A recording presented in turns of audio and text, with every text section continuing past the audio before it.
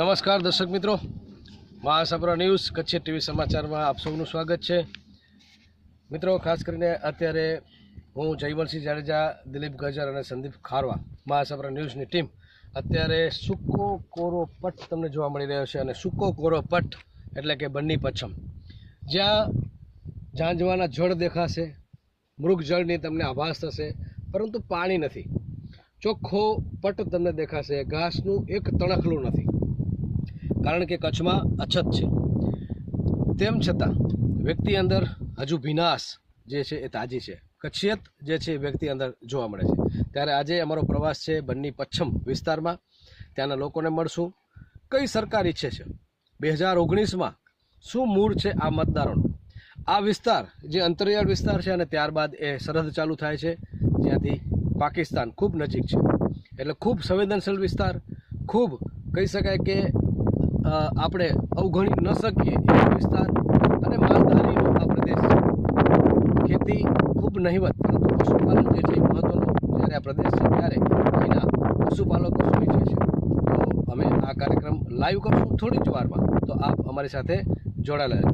દિલીપ, ખાસ કરીને કયા કયા મુદ્દા ઉપર જે છે આપણે ફોકસ કરવાના છીએ અને શું અત્યારે તારી પાસે પેપર વર્ક તૈયાર કર્યું છે? જી, ખાસ કરીને આપે જે વાત કરી કે ખૂબ જ છે, અને એક ખાસ વાત એ પણ હું જણાવીશ કે ખૂબ ભણેલો નહીં પરંતુ ખૂબ જ ગણેલો વર્ગનો વિસ્તાર પણ આ છે, અને બહોળી સંખ્યામાં માલધારી લોકો બની રહે છે।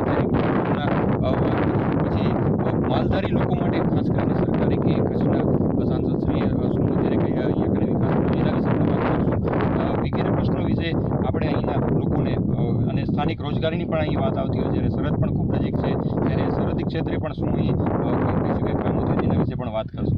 મિત્રો, ખાસ કરીને તમને જણાવી દઉં કે આ એક જ એવો વિસ્તાર એવો છે કે જ્યાં એ કહી શકે કે મુખ્ય જે આપણું સેન્ટર છે કચ્છનું ભુજ, એને લઈને તમે કોઈ પણ તાલુકામાં જાઓ, કોઈ પણ ગામડામાં જાઓ, ત્યારે તમને સતત તમને એ વસ્તી, માનવ વસ્તી અને ગામડા અને ધબકતો વિસ્તાર જોવા મળશે। પરંતુ એક આ વિસ્તાર એવો છે કે તમને લગભગ કેટલાય કિલોમીટર સુધી તમને અફાટ રણ અને સૂકી જમીન જોવા મળશે। ત્યારે ખૂબ જ વિકટ પરિસ્થિતિમાં કહી શકાય કે કચ્છમાં હોવા છતાં પણ કચ્છથી જે છે એ થોડોક અલગ વિસ્તાર, પ્રવાસન અને પર્યટનના ક્ષેત્રે જાગૃતિ આવવાથી, વ્હાઇટ ડેઝર્ટના થવાથી અને પશુ મેળા થવાથી થોડીક જાગૃતિ આવી છે, ધબકતો વિસ્તાર થયો છે।